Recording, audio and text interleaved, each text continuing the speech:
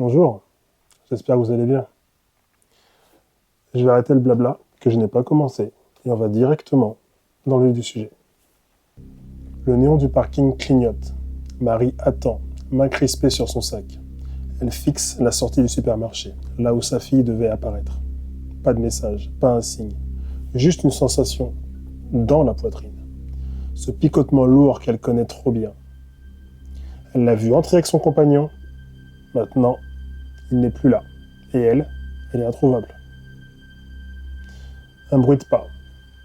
Marie se retourne d'un coup. C'est sa fille, les bras chargés, le visage fermé, le portable serré.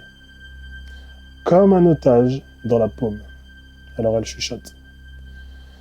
Il vient de savoir pourquoi j'ai mis autant de temps. Il dit que je mens. Le téléphone vibre encore. Marie sent la colère monter, mais elle avale, comme toujours. Et la scène se referme sur ce silence lourd, saturé, celui d'une mère qui voit sa fille glisser, ou elle-même s'est noyée. Ce que vit Marie, des milliers de mères le vivent.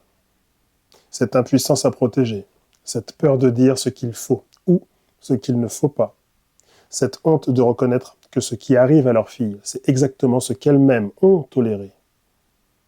Aujourd'hui, tu vas entrer dans cette histoire, tu vas sentir ces hésitations, ces tentatives avortées, ces murs invisibles. Et surtout, tu vas entendre la phrase qui va tout retourner, tout transpercer, tout révéler. Les jours fériés étaient devenus des terrains minés. À Noël, la maison sentait la cannelle, mais dès que le gendre passait, le pas de la porte, l'air se comprimait. Comme si le chauffage s'éteignait d'un coup, il marchait derrière sa fille, toujours trop près. Il posait son téléphone sur la table, écran vers le haut, prêt à bondir au moindre appel. Ses yeux faisaient le tour de la pièce comme des caméras infrarouges. Marie voyait tout. Les micro-sursauts dans le cou de sa fille quand il parlait. La façon dont elle respirait moins fort. Et cette manie, vérifier compulsivement son portable dès qu'elle s'éloignait de 2 mètres. Elle voulait lui parler. Elle comptait les secondes où il allait aux toilettes. Elle s'approchait, ouvrait la bouche, et lui, il revenait déjà. Toujours trop vite. La veille de son anniversaire, Marie avait tenté une autre tactique. La piscine municipale. L'eau, les vestiaires, le bruit assourdissant, beaucoup de gens, un endroit où un homme ne peut pas suivre. En tout cas, pas facilement. Donc elle lui dit « Viens, ça nous fera du bien, juste nous deux. » Sa fille avait accepté timidement, presque soulagée. Mais dans le vestiaire, elle avait reçu un message, puis un deuxième, puis un vocal, où on entendait la voix de cet homme froide, impeccable. « Pourquoi t'es pas joignable? Tu fais quoi? Tu parles à qui ?» Sa fille avait refermé son casier comme on claque une porte sur un secret. Elle avait souri en surface, et cette conversation que Marie avait préparée pendant des semaines s'était dissoute dans les vapeurs du chlore. Le temps passait, et avec lui la sensation qu'elle perdait sa fille.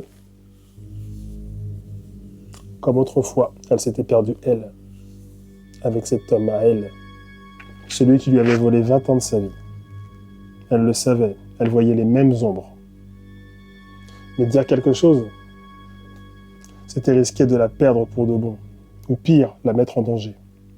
Alors elle avalait les mots, un par un, comme des cailloux. Un soir, la fille passa en coup de vent avec un sac de course. Il était derrière elle, toujours derrière elle. Pendant qu'il parlait à voix douce, trop douce, Marie vit le téléphone de sa fille afficher une notification étrange.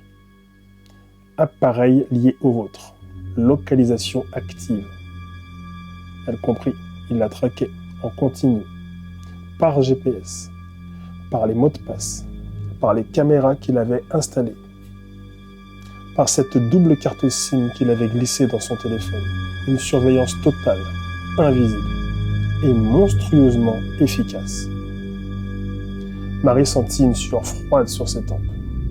La scène lui rappelait quelque chose, des années plus tôt, quand son mari à elle lisait ses mails avant même qu'elle n'ait le temps de les ouvrir. Quand il savait où elle allait avant qu'elle parte. Quand elle croyait qu'il exagérait parce que lui, il lui répétait sans arrêt. « Ah, tu exagères, Marie, tu inventes, tu te fais des films. » Aujourd'hui, elle ne voyait plus un film, elle voyait la répétition. Puis arriva ce matin, le seul, le premier, le dernier peut-être. Le gendre devait partir en déplacement, à 3 heures de route. Un client impossible à esquiver, une obligation qui tombait du ciel comme une brèche dans un mur. Marie appela sa fille. « Viens, on va faire des courses. Ça te dit? Juste toi et moi. Il part dans 10 minutes, j'arrive. » Marie sentit son cœur battre comme une alarme dans une maison vide. Elle répétait ce qu'elle allait dire. Elle l'effaçait, elle recommençait.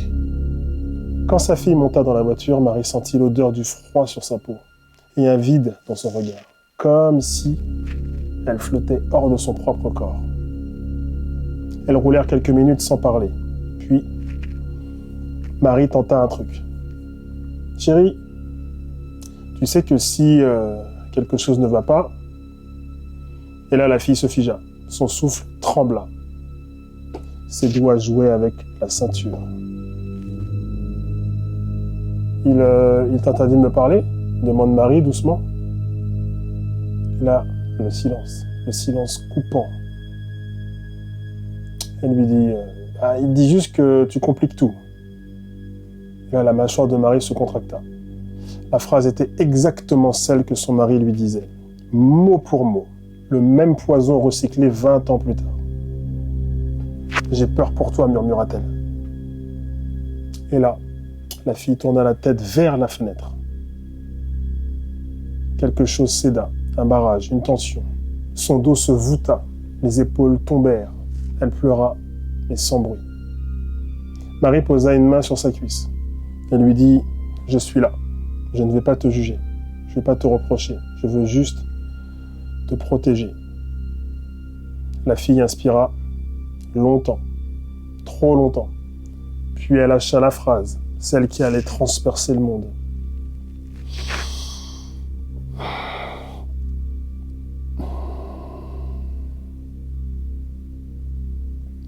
Maman, tu crois vraiment que tu me protèges ? » ?»« Ah oui, bien sûr que oui. »« Non. » Elle se tourna vers elle, les yeux rouges, mais une lucidité tranchante. « Maman, t'es en train de me reprocher de vivre exactement ce que toi, tu m'as fait vivre toute mon enfance. Ce que papa te faisait. Tu me l'as imposé aussi. Tu m'as appris à me taire, à minimiser, à obéir, à avoir peur sans le montrer. Je reproduis juste ce que tu m'as montré, ce que tu m'as appris. » La phrase resta en suspension, comme un verre qui tombe au ralenti. Marie sentit une chaleur acide monter dans sa gorge. Une claque. Une vérité qu'elle avait enterrée. Et soudain, elle vit tout. Ses propres années d'emprise, ses propres renoncements. Toutes ces soirées où elle disait « ce n'est rien, il est fatigué ».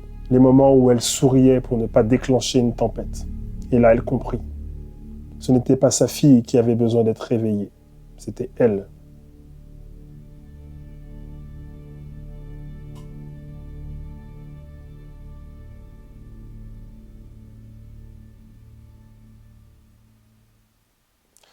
La réalité de cette histoire, c'est que dans ce moment suspendu, une réalité se dévoile. Les enfants ne copient pas ce qu'on leur dit.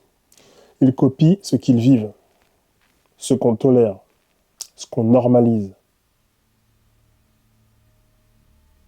Marie avait longtemps cru qu'en endurant, elle protégeait, qu'en minimisant, elle évitait le pire, qu'en se taisant, elle sauvait la paix. Mais son silence avait été une école, une transmission involontaire. Sa fille avait grandi dans cette atmosphère invisible, où l'on surveille sans dire, où l'on s'excuse pour exister, où l'on confond amour et contrôle. Le traumatisme se transmet par imprégnation, pas par discours. Et c'est là que tout bascule. Pour aider sa fille, Marie devait d'abord se libérer elle-même, sortir de cette mémoire du corps, de cette loyauté inconsciente à la peur, changer sa vibration. Pas au sens ésotérique, mais au sens neuro-émotionnel. Lorsqu'une femme guérit, son monde relationnel tout entier se réorganise. Elle n'attire plus les prédateurs, Elle n'a plus à se battre pour être respectée. Elle devient un modèle, même sans en parler. Et c'est là que sa fille pourra la croire, parce que sa présence deviendra une preuve. Sur le parking, Marie prit sa fille dans ses bras. Pas pour la sauver, pas pour la convaincre, juste pour lui montrer ce qu'elle n'avait jamais su montrer. Une femme qui se révèle, une femme qui regarde la vérité en face, une femme qui dit enfin « Je vais changer, pour moi, et tu n'es pas la seule ». Et dans ce simple geste, un cycle entier commence à se briser. Alors, si cette histoire résonne en toi, si tu sens que quelque chose t'a parlé dans le ventre, je te laisse un outil qui peut t'aider à sortir de ce type d'emprise, profondément, durablement, là où tout commence vraiment. Le lien est juste en description. Et si cette vidéo peut aider quelqu'un, partage-la. Une mère, une amie, une fille, quelqu'un qui doit entendre ça, maintenant.